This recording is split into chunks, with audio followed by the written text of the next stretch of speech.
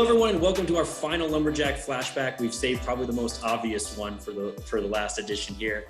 We have two members of the 2016 NCAA National Championship Men's Cross Country team, Matt Baxter and Tyler Day, to look back on Matt's season and kind of look ahead also to what ended up happening the couple years after that. So thanks, guys, for joining us. Thank you for having us. Thank you. So, Tyler, we'll start with you. Kind of this championship really started building, I think, earlier. Than just the one season beforehand. But looking at 2015, and Coach Eric Hines had decided to redshirt a couple guys. You were a true freshman, and he had you run. What were some of the discussions ahead of that 2015 team in terms of who was going to run and how that was going to plan out for 2016?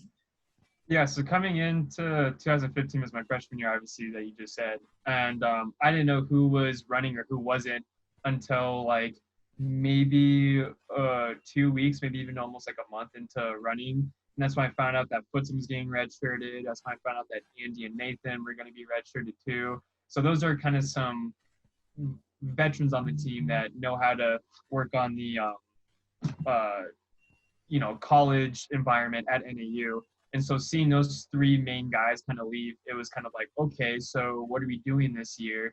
And it was kind of easy to see that we were rebuilding for something, and 2015 was not the year to make some money moves. And so, because I thought in my head, I thought I was going to get redshirted just to help me build up, but it was the exact opposite.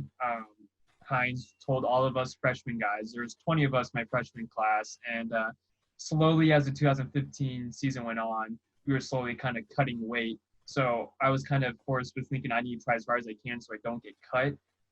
But also, if I am on the travel squad, how should I go about it? Because three of our leaders are gone; they're not traveling with us.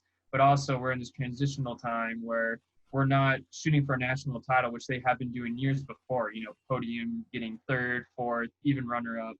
And so, yeah, it was kind of like a weird mixture for me, at least. So I just heard that, yeah, our three guys are getting redshirted, and we're just going to see what we can do this year. That was kind of the gist. And Matt, for you, you jumped in, ahead of the 2016 season. You arrived from New Zealand. What were you kind of expecting when you came in with that team having redshirted so many of the veterans? Were you expecting to obviously, crack the lineup right off the bat, and this team to be competing for a national title, or did you kind of just totally not know what to expect?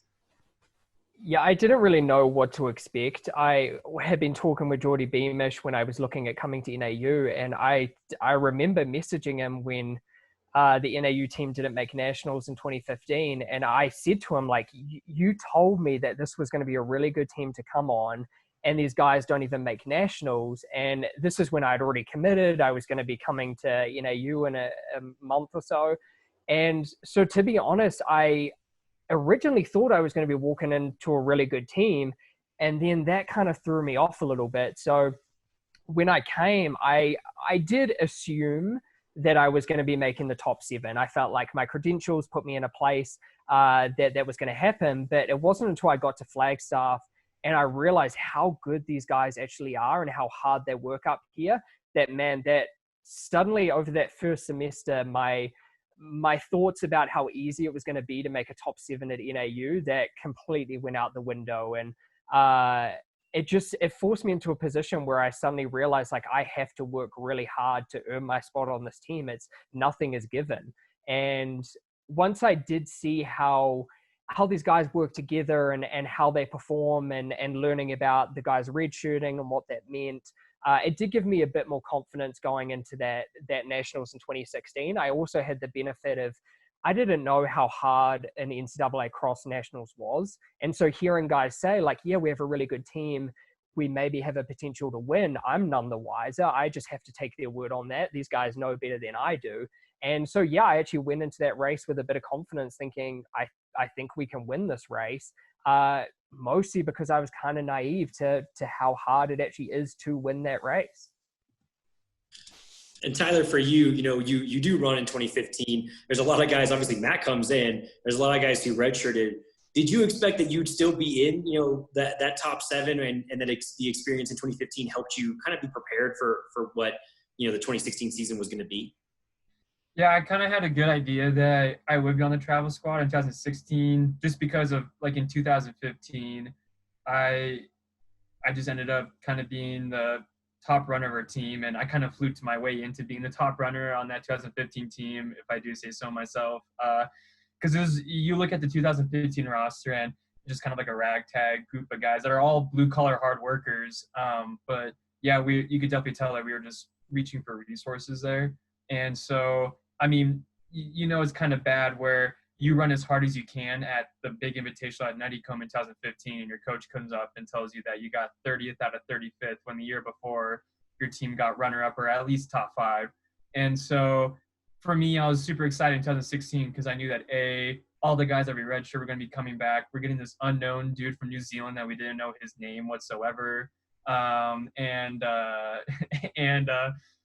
yeah, it was. I knew that I felt like I did my hard work, and I proved that I should be in the travel squad, or could be at least in the top squad. So yeah, I had a good feeling that in 2016 I would be one of those runners that could represent NAU at nationals in 2016. And kind of jumping into, you mentioned Nuttycombe in 2015, jumping into the 2016 version of that race. I mean, Footsum finishes second for you guys, and the team, places first. And Matt, I think you finished top 10 in that race. And you kind of mentioned just your adjustment to running in America. How did that race kind of help lead for the rest of the season? Did you feel like that was a good, first taste? I mean, I think you could run maybe beforehand, but first experience with a really big meet and what to expect? Yeah, so going into that cross-country season, I would say I performed okay at George Kite, the race up here in Flagstaff. I've always found it hard racing up at Tyler, man. I've always found it hard racing up at altitude. Some people can do it and some people struggle more than others. And I've always been someone who I have a really hard time racing up here. But people were hyping me up as saying that I was going to be someone who was good on the grass. And so because my credentials coming into NAU, most of it was based off of cross country. My track times weren't quite up to the standard of where some of these other guys were at. And so when I had an average performance at George Kite, that suddenly threw things around that maybe this guy isn't as good as we were thinking it was going to be. And then we did our first meet in Indiana, and I won that one. Although we were admittedly racing what we dubbed a Michigan B squad. They weren't a full strength team.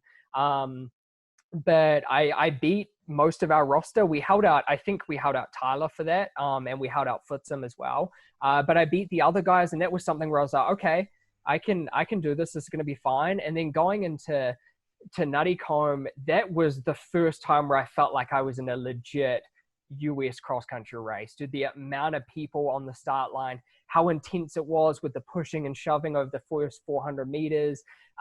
You're just doing everything you can to get out towards the front. And I actually led a very small section of this race, but within that first lap or so, I got myself out to the front and I was leading and I was feeling really good. And that was the first point where I felt like, okay, I belong up here. This is why I came to the US, to run fast, to run on the grass and help this team up the front. And so even for me getting top 10 at that race, once again, I got to say it was something where I didn't completely appreciate it until the years to come, how hard it is to actually crack that top 10. But that was definitely something that set me up and gave me that confidence that, no, I can perform well on the grass. I do kind of deserve my spot on this team. And the season kind of just went on from there. This question is kind of for both of you. When Coach Hines, announces he's not going to be returning to NAU, following this 2016 season, did that kind of add any extra motivation to really want to win? I know everyone's going to want to win a national championship, especially when you're clear-cut contenders, early on in the season. But Coach Hines's, announcement, did that kind of spur anything else from you? Well, I remember the day that Coach Hines actually said that he was leaving. We were having weights, and this is when Matt was on our team at the time.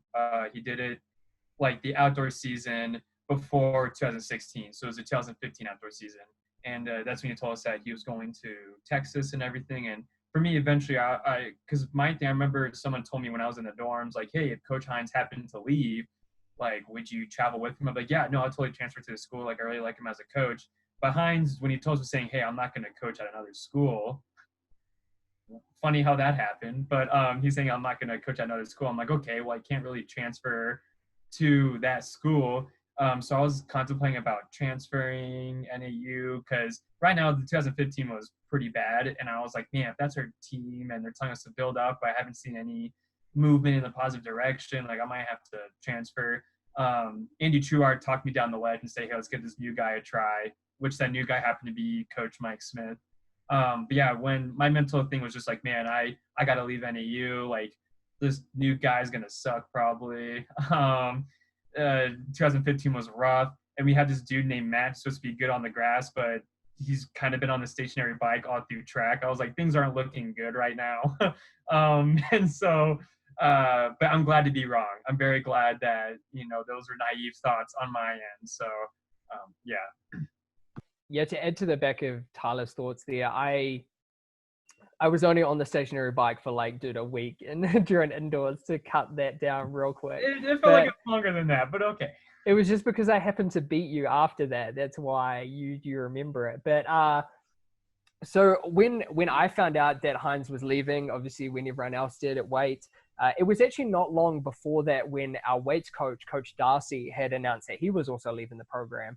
And I had only been on the team for, it was probably a couple of months, maybe a few months at this point. Yeah. And so when Coach Darcy announced that he was leaving, everyone was super upset about it. And I really liked the guy and he was a great strength coach, but I'd only known him for a few months. So I didn't have this big attachment to him. And I was like, okay, I can deal with that. I'm sure we'll get another weights coach in and it'll be fine. And then Coach Hines did the exact same thing. And then I was like, I don't think some people completely appreciate how much internationals put on the line when they come over to the US. Like for US athletes, you just, like for Tyler, he made a 2-hour trip up the road to come to NAU. It's still a big decision. You could go to a lot of other places in the country, but I was a semester shy of graduating my degree back in New Zealand, and I stopped that to come over to NAU. I paid for those flights to come over to NAU. I put everything on the line to come over. And then a few months after being here, Coach Hines, who was the coach I trusted when I came over, was suddenly like, I'm leaving the program. Obviously, very legitimate reasons, and I completely understand why. But it definitely made me question, like, was this a huge mistake coming over here? Because kind of reiterating what Tyler said, I don't know who this next coach is going to be who comes in. They might suck, just to be fair about it. Like, and also this, I would give a lot of credit to Mike Smith in saying this, that you have some coaches who come and take over a program who are really good coaches, but there's an adjustment period. There's a period where the team just doesn't really perform that well for a semester or a year, and then the team does great, and that's fine. But I don't have that kind of time. I have, at this point, I was going to have 2.5 years, I guess a full 2 years with this new coach. And I felt like I had a lot of time pressure to get used to this person, and thankfully it all worked out. But yeah, I was definitely, when I heard Coach Hines was leaving, that was something where I really questioned why I ever made the decision to come to NAU. Obviously, it didn't affect your guys' performance too much during the cross season. Obviously I think you win Nuttycombe, you dominated the Big Sky meet, which we could jump into in a minute, and you win at regionals and you win the national title. But it didn't affect anyone's, performance, running, it doesn't seem like. We're in a unique situation where for most cases for colleges, right, you have the guy that's been there for a while, aka Coach Hines in this position, and they build a tradition here, they build stability, then they leave, then the new guy comes in, takes it over. While for us, Coach Hines was there, and then Smith just overlapped and kind of saw how Hines did his work. So then when Hines left, Smith could then do his work, but kind of probably try to mold it towards the way of Hines for some of like the older people on the team. That's not too much of like an adjustment or a culture shock. So, even for us, it looked like it was seamless, but it was just because of how open Hines was to have his, successor, look over his shoulder or try to learn from his stuff. And also Smith being very patient and not, taking the reins so much, like letting Hines do his thing and, letting him do his due diligence and see how he worked too. So it was kind of like two different minds working on the same product, and obviously the saying 2 minds are better than one. We definitely proved that in this season, I should say. Yeah, when I look at it with that's the huge point that Tyler makes with. That's probably why we didn't have this big weird adjustment period, because Coach Smith was there for that first semester. And there were things where it took a bit of time to adjust to Coach Smith being there. Like, I remember the team having these conversations. I don't know if we've actually talked with Mike about this openly, but we were having conversations about, this guy is like kind of weirdly observant of what we're doing. Like, whenever we were doing strides or we were running, he was like almost on his hands and knees, like looking at us go by. And that was something which Coach Hines would never do. And so these were little things we were like, this is so different to what we're used to. This guy is clearly coming at running from a different angle than what Coach Hines was coming at. And that's where it was great having him for that semester, because you got used to all those little things where he approaches the sport from a slightly different angle, and he's really diligent with making sure that how you're running is proper and all this kind of stuff. So it helped immensely having him there for that semester when we were chasing that national team title. And I think it's also really important for Mike to have been there during that time, because it meant that he could see what we were like. It meant that he didn't have to have a big adjustment period getting used to us. He knew that we were a bunch of quirky dudes who we take what we do incredibly seriously, but often we have the appearance that we don't. We love joking around. He got to know kind of our team traditions and what ones were appropriate to carry on, and maybe which ones kind of finish with Coach Hines as some are appropriate to do so. And so all of that occurred in that semester. A lot of us, you don't even realize it's happening, but it is kind of behind the scenes, and it just made that transition seamless. Yeah, and Smith definitely took like a ragtag team and try to make us squeaky clean. Because I mean, the first time we met Smith, he was wearing padded Gucci, shoes were shining, hair slicked back, shades on, his like deep voice. While we came from Hines, he was like the old school like NAU polo, the Adidas shorts, and being like, what's up, guys? Like, we're here today, ready ho. But yeah, like yeah. So I do agree with Matt. Like there were times where I was doing drills and Smith is just kind of slowly judging me from afar. But then Hines is just like, yeah, you're on your 2 feet, you're good. And I remember when Smith took over, he's like, yeah, your drills suck. And so definitely two thoughts, but they definitely both work. So exactly what Matt said. Jumping back into the season itself, I mean, you guys, as you mentioned to me earlier, you take 1 through 6, the Big Sky, conference championships. How much pride was there in that the entire team performed at such a high level, leading into, I guess postseason in a sense meets? Yeah, Big Sky was a great one for us. I think we were going into it and we did want to perfect score. I remember that being a conversation beforehand. And obviously, if we wanted to perform well at nationals, we needed to show that we can work really well together as a team.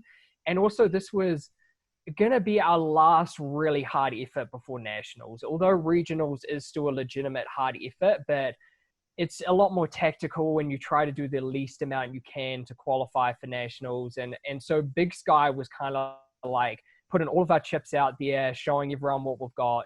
And it was also a really fun race. Like, Futsum he had a day there. He just took off with a couple of K to go, looked behind almost as if to think that me and Tyler could go with him, which we couldn't. And then me and Tyler ran together, and then I dropped him coming into the end. I do have a few years on Tyler, so I'll give him that. But I have a lot of fond memories from that Big Sky meet. Obviously that was like Matt's like first conference thing, and I remember going into it, we're like, yo, we need to get out hard, and so our team just went out hard. We pushed, and you looked like left and right, and we were the only tryhards that were out there. Like no one was really trying to step up with us, and we literally ran in a line, and no one ever passed us. Like the only people that passed me were my teammates. And yeah, with the Futsum memory, I just remember there was like a point in the course where Heinz is like, hey, when you do this, I want you guys to shift. And so Futsum's like chilling up in front, doing his nice easy stride, and Matt and I are like, okay, like when this dude's going, like we're gonna go with too. And I swear to God, I like looked down for 1 second, looked up, and Futsum was like a mile ahead of us. I don't know how he put on those yardage. He became Sonic the Hedgehog for a quick second. And Matt and I were like, all right, I guess we got to duke it out. And then, yeah, Matt just pretty much put my face in the mud. I got third, so bronze is always cooler than silver right here. But also to kind of throw it back to the year before, I remember when we were in Cedar City, Utah, when we we're going against Southern Utah, one of our main competition. We were trying to get a ninth peat for conference, and we actually lost during the 2015 year. Shocker. But I just remember I was just super frustrated at that race. So I remember seeing Southern Utah go 1-2 and how everyone was like super pumped that they beat us. So when we were going into like when we were in Moscow, Idaho during this conference, I was like, man, I really want to just shove it down. Like all the conferences throw that, like, you know, we're meant to be like in the national talk again. And then when we went 1 through 6, I was like, nuts dead. You kind of mentioned, the next meet after that is regionals, and I think you guys have mentioned to me in the past when I've talked to you about it. I know, both Coach Hines and Coach Smith have too, that regionals is kind of a weird time. Like you said, you don't want to go too hard and you don't want to show too much. You don't want to burn yourselves out. But in your guys' region, there's a lot of competition. And so going into that regional meet, what was kind of the team's mindset? You do end up, winning as a team, but what was the team's mindset going in, facing some of the other top schools in the country? Yeah, I think coming off of Big Sky, we knew we were going to do really well, but we also, I think we just weren't too bothered if we were going to win it or not. We wanted to make sure we did enough to get through to nationals. And then when we had Geordie Beamish, unfortunately got sick at that race, and so we only raced 6 guys, that further emphasized, like, hey guys, just don't stuff this up. Every single one of you has to finish this race no matter what, and we just need to get through to the next round. And so that was how I was always approaching regionals, was just be smart with this. Just do everything you can so you do as minimal damage as possible, because you've got nationals 10 days later. And it's also a meet where, as we went along through the years, where you try and be smart about who you race. Me and Tyler were always, unfortunately, in positions where we were always made to race, just because we were pretty confident that a 10K was going to take less out of us than maybe some of the other guys on the team, which is perfectly fine. And so it meant you would have some guys who maybe as you get towards the end of the season are having little flare-ups with injury, or maybe they're a little more injury prone. Don't race them at regionals. There's no point. And so although regionals turns into this thing where you want to do the least amount possible, you also have a weaker team. You're usually not going in with your full strength team, except for apparently last year when those guys ripped it at regionals. But yeah, usually we've just kind of gone into it and done whatever we could. And I've always been happy just having a kind of pretty relaxed race and then having a bit of a sprint finish, and that's fine. And wherever I finish individually there, I never take that as any kind of indicator as to how I'm going to finish at nationals that 10 days later. I think it's just a really good workout. Yeah, to kind of piggyback on what Matt said, we were in a really good position as a team, because cross country is a co-loss point system where we already won enough meets, and we were a high-ranking team at the point where we could literally almost get last in our region and still make it to nationals. So we know that our damage control was very well. Like we could run with a very, very weak team if we needed to and still qualify. And so I think that kind of helped get the pressure off. That's like, oh, we don't have to win this in order to qualify or try to push our way in points-wise. We already have enough points and enough solidarity speaking where, yeah, we could just kind of chill, go through the motions of the race, maybe practice some kick, maybe, tell yourself some, things what you're planning on doing for like the next 10K, which is a week later for nationals. So yeah, you try to go in there and obviously compete for the team. You don't want to slack, but also you don't want to give too much of yourself, because back-to-back 10Ks on back-to-back weeks on grass, on different terrain, it's going to take a lot out of you. So, and finally getting to the national meet, just, I mean, really simply, just lining up on the line for the very first time at a national meet. How intimidating is it? Crowded? Just what kind of is the atmosphere when you're lining up for that race?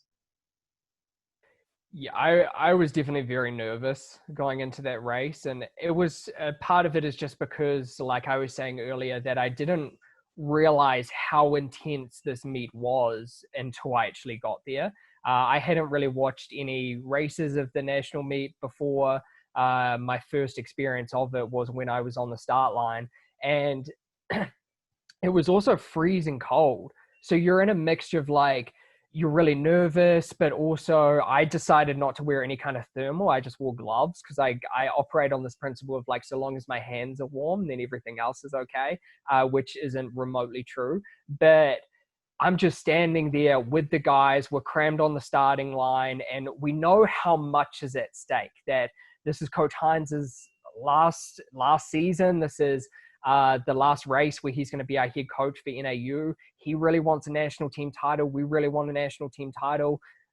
Although we're somewhat confident that we can nab that for him, you just don't know. Anything, literally anything can happen on that day. You can have one guy have an off day, and then suddenly your chances are gone. And so you're feeling all of that energy and nerves in that moment. And also at the same time, you just want to get out hard. That was one of the biggest things I was focusing on, was like what I learned at Nuttycombe was if you don't get out hard, you can get swallowed in the pack, and then suddenly your day is done. And so there was a lot of things going through my head at that time, but I was just so excited to be on the start line with those guys, and I knew everyone was going to do everything they could to try and win that team title. And yeah, what happened happened.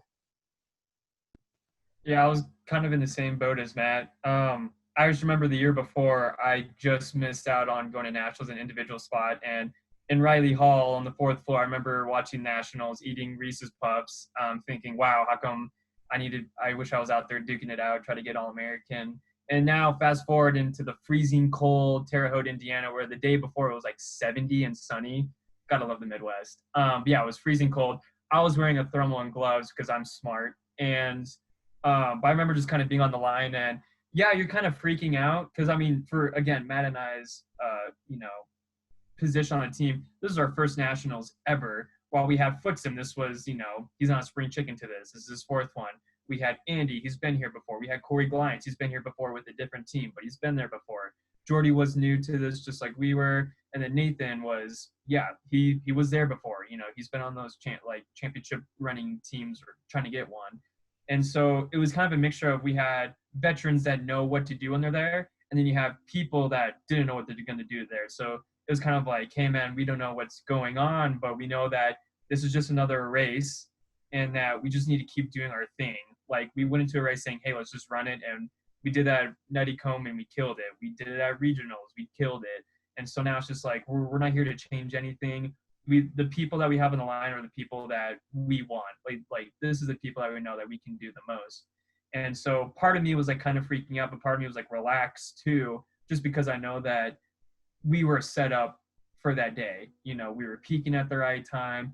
The vibe was good. Everyone was gelling with each other. And I think, the only way to test that thing is get on the line and start that gun, and for me, like, I always hate the anticipation, but once the gun goes off, like, it's kind of like, okay, there's no turning back now. So yeah, I mean, it's kind of interesting feeling. Also knowing that, like, hey, it's not like, oh, we're just here to find out like what we can do. It's like, no, we're here because we're trying to win a national title, and everyone knows that we're trying to win a national title too, but they're there trying to spoil our parade.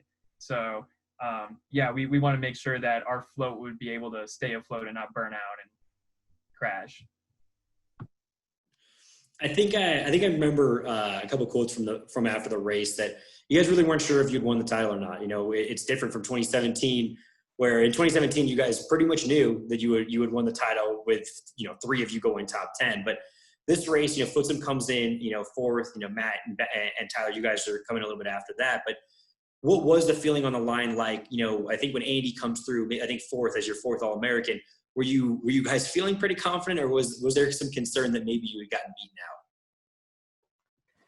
Yeah, I don't even really remember the guys coming through. I just remember being so trashed when we finished, and we're all just kind of trying to huddle together. And I do remember seeing some of the guys coming through, but like there's so many people coming through that finish line. I just had no idea where we're at, if the team did okay.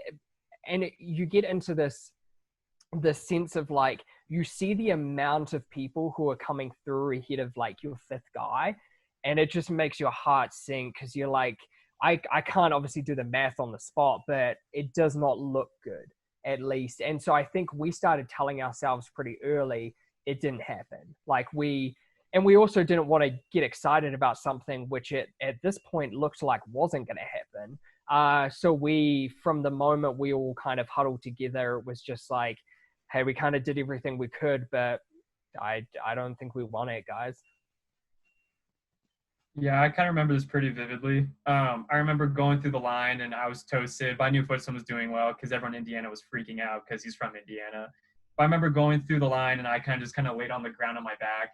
And I think, I forgot who told me to get up. I think it might have been Matt. Could have been Andy, probably Andy. It's like, yo, T-Day, like, come over here. And I look and everyone just happened to be on the bench. So I knew that everyone on the team came through. And yeah, I didn't know what we did. I don't know if I even got All-American or anything. And kind of seeing how everything was going on, I was like, okay, I think I got All-American. I don't know what Matt was doing. I know he was in front of me. I know that, but I didn't know what was going on in back of me, because I was our third scorer. And yeah, I just remember everyone's like, did we win? And people were like, I don't know. And it's kind of like a war scene where you have people are like delusional. There's probably an arm over here. There's some vomit over there. Some dude lost his buddy over on the thing. So we're kind of going through like no man's land, essentially, trying to get to our first thought's like, okay, we're done racing. It's cold as heck. Like we're wet. Like let's try to get our clothes and stuff. But yeah, I remember I tried to go out and see Coach Hines, and I saw Coach Hines. I was like, yo, Coach, like, did we do it? And he's like, oh, no, we blew it. Like we didn't do it. Like, word for word. It's like, yeah, we didn't do it. Yeah, we probably got second, but yeah, we totally didn't win. And so when I heard that, I was just crushed. Yeah, absolutely. Yeah, super sad. And so I was just like, wow, we did all of that. We put in everything this season just to get runner-up again. Like, this is BS. Like, this is terrible. But I do have something that I kind of want to hear Matt's perspective on this. We were during the race, and the eventual winner, Patrick Tierden for Villanova, made a hard move. And Matt and I during the race, this is probably around 4K to go or something. And Matt and I, 3K to go, yeah. And Matt and I were not at the front like Footson was. But we were kind of towards that back of the group where when he made the move, like we could definitely feel it. And I remember I was dying. And I just see like this Oklahoma State guy right next to me. And I was like, oh man, I got to pass this guy. And out of nowhere, this furry arm shoots out from this Oklahoma State guy. I'm like, what the heck? And I look, and it's Matt, and he's pointing at me. He's like, yo, you and me, we're going. And I was like, holy crap, like, yeah, let's go. And so I linked up with Matt, and Matt just drops me and during the back there. So my thing was, Matt, what was going through your head when you saw me struggling with the Oklahoma State guy? Yeah, I think I was excited to see a teammate there because I feel like there were so many people around. I just hadn't really seen any other teammates. And also because I spent a good period of time leading that race, so I couldn't see anyone. I led from about 3 to 4K at most. But yeah, and so when I saw Tyler and I saw we were coming into 3K to go and I felt the pace picking up, and I've never done this in any other race before in my life. But yeah, I just saw the dude and I just got this like rush of adrenaline where I was like, we have to go. Everyone is going. We can't be the ones left behind. So yeah, I just pointed at him. And this dude in the middle of us who my arm is cutting off was probably like, what is it going on right now? But yeah, when I pointed at Tyler, I was like, yo, we got to go now. I think that gave me a huge rush, which is why I dropped Tyler so quickly. And then it just kind of went from there. I think that was really important that we had to commit to that section of the race. That last 3K was when everything happened and you can lose so many spots. And so that's definitely a little special moment I remember from that race. And it also set me up really well for the future, where seeing Tyler beside me in so many races, it just kind of, it got the adrenaline flowing, and it reminded me back of that 2016 race when I saw him from the middle of the pack and how excited that got me to really attack that last 3K. And then obviously, as we saw it in 2017, me and Tyler just working side by side almost that entire race. And so yeah, there was definitely a very fond memory from that race. Yeah, I feel like at that moment, because I remember I was dying at that point, and I see Matt's arm pop out, and we were going together. Like, I stayed with him for a good few paces, but then Matt he had way more energy than I did. But it did help me, like, try to pass as many people as I could, because in that last 2K, people were dropping, and it seemed like the only people moving forward were the men in the gold and white. But yeah, it's kind of funny to think that the first time that Matt and I had that little Wonder Twin link up moment was in the middle of a cross country race, when after that, every time we linked up, we were mostly leading the race. So, but I feel like that's a moment that people should recognize, that it was really important for me, that helped me out with my race, was when Matt totally armbarred the Oklahoma State dude and tell me to hop on the train and hold on. But yeah, no, I think with that one too, like as Matt was saying, like we had no idea what was going on really ahead. I had no idea who was behind. I don't know who passed me or who I passed. So it's just kind of like a commitment thing where we try to link together and go forward. But yeah, I just kind of want to throw that in there because I think people should recognize how or bad butt that Matt did doing that. That's perfect. I mean, that's exactly why we're doing this, is to look back at moments like that we might have missed, over the past couple of years when we've talked about this. But so jumping into who actually tells you that you won, and kind of the feelings at that moment of realizing you won, and it's going to be a really special moment for Footsum as well. Like as you mentioned, he's from Indiana, and so to be able to experience that and win, the school's first national title, the first national title that's not football for anyone in the Big Sky Conference. It's a big moment for a lot of people there. But yeah, who kind of realized it, and what were kind of the emotions going through once it starts to set in?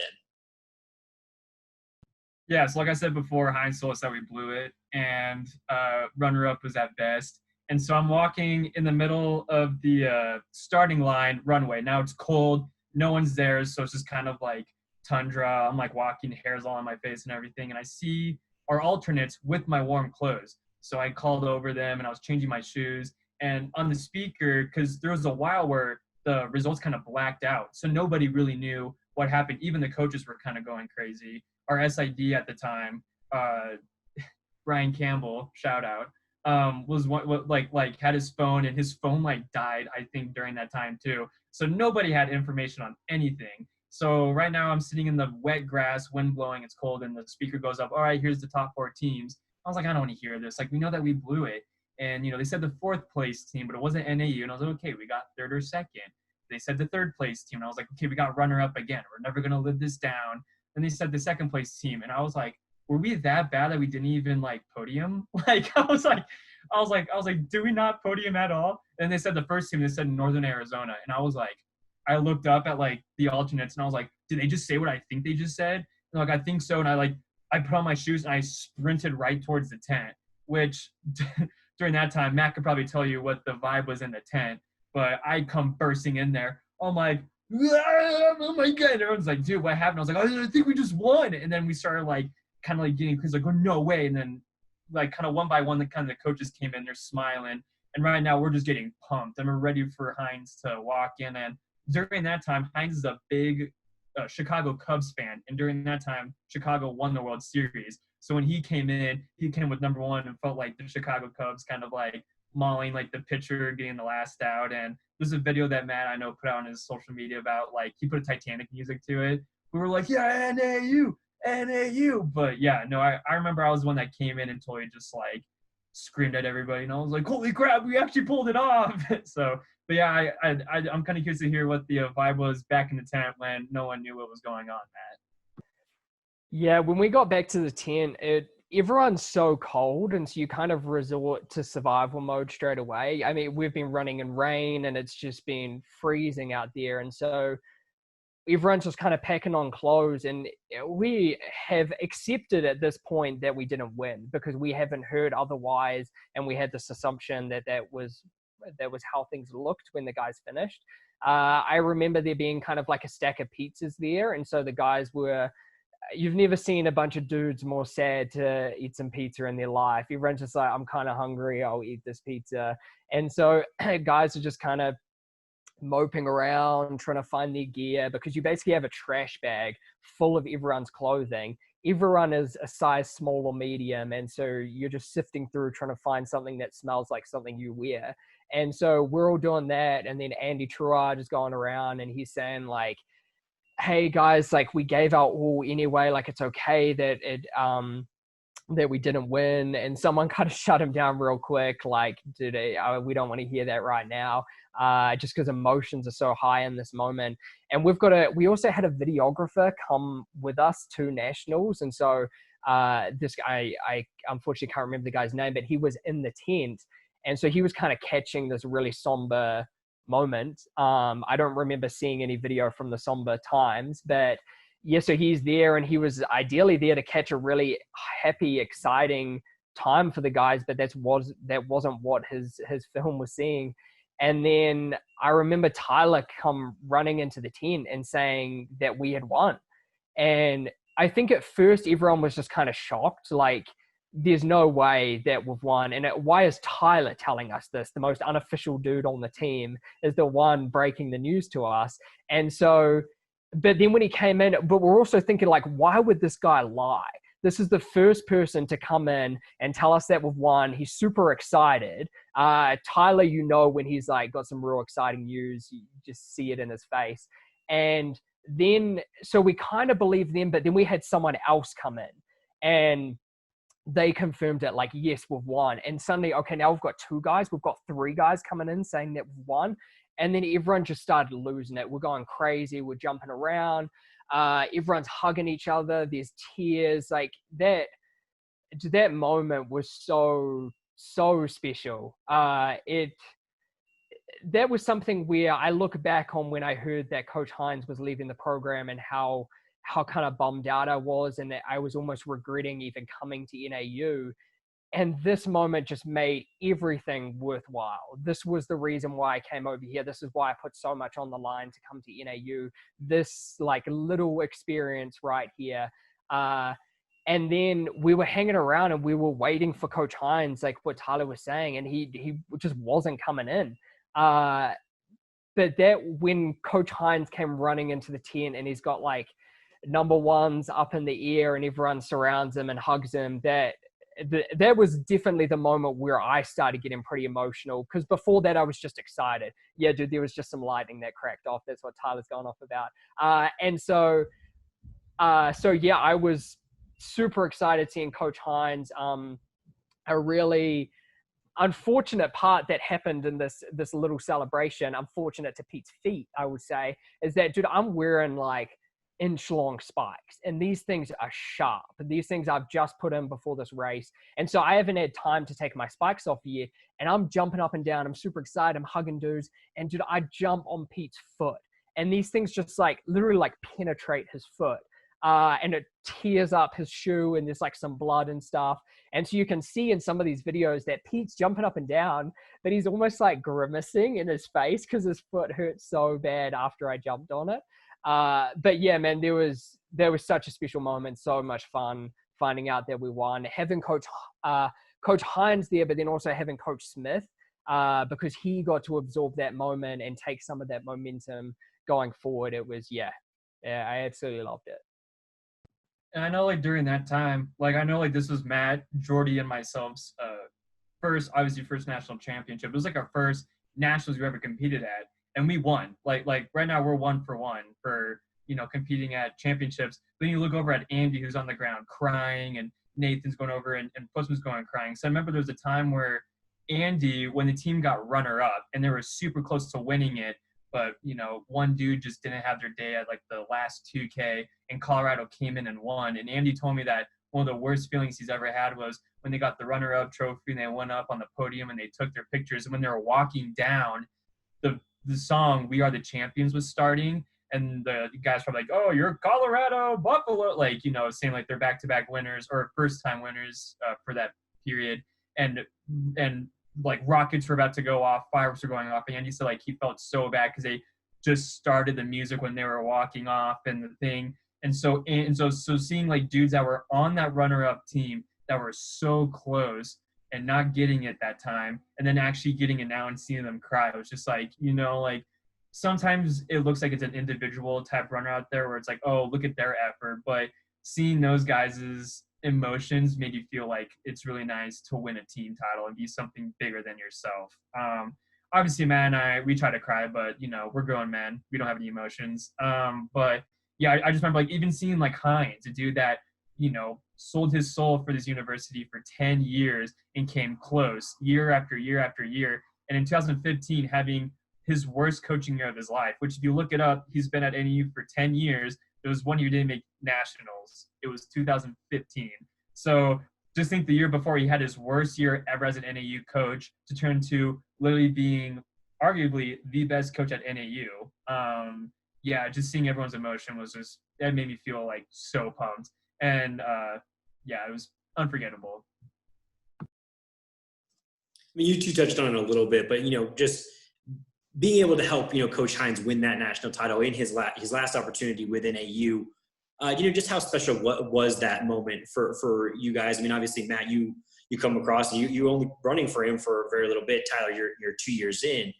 But just what was, kind of the emotions going through that you really get to help achieve someone else's dream that they've been striving for a decade? Yeah, one of the things that really honed this in, where it actually happened before the race, but me and Footsum, when we were leaving the hotel room to head to the race, we got in the lift, and then this couple got into the lift not long after us, and this lady said to me and Footsum, like, "Oh, are you guys excited about the race today?" And we were like, "Oh yeah, we are." And then she said, "Oh, I don't know if we've met, but I'm Coach Hines's mom." And then, dude, I had never been so nervous than I was in that moment, because that was what brought it home, that like, we're not just doing this for Coach Hines or the university or ourselves. Like, Coach Hines has this family backing who has been with him throughout, obviously, his coaching career and throughout his life. And they know more than any of us exactly how much this means to him. And so seeing his parents in that lift, that was the thing where I was like, wow, this is a pretty heavy task that we have on our shoulders. It didn't turn me off from what I had to do at all, but it definitely just like added a bit more weight to what we were doing. And so I watched some of the interviews of Coach Hines after the race, and seeing how he gets kind of choked up when he's talking, and just hearing him say how much this means to him. Because I think these are things where he never really pulled us together as a group and said, like, especially not before the race, like, you guys have no idea how much this means to me. Winning a national title would be absolutely amazing, because that kind of adds too much pressure to us.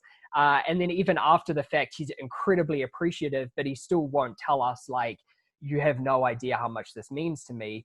But one of the most special moments I have with Coach Hines, and this was the very end of this trip, was when we got back to NAU and we did the like that chant one more time. I'm kind of blanking on the name of the chant, but just like, Whose house? Jack's house? that's the one. Yeah. So having Coach Hines lead that for the last time, and like, you can hear the excitement, but then also like a little bit of pain in his voice when he's saying it. And there was a really special send off. And when I came over to the US, I was coming over for myself. I really wanted to perform and kind of hopefully set myself up post-collegiately. But I realized in that moment, like, this is so important for the team. This is so important for the coaching staff. Like, if you join this team, you are not here for yourself. You are here for everyone around you. And seeing just how much that meant to Coach Hines, that really hammered that home.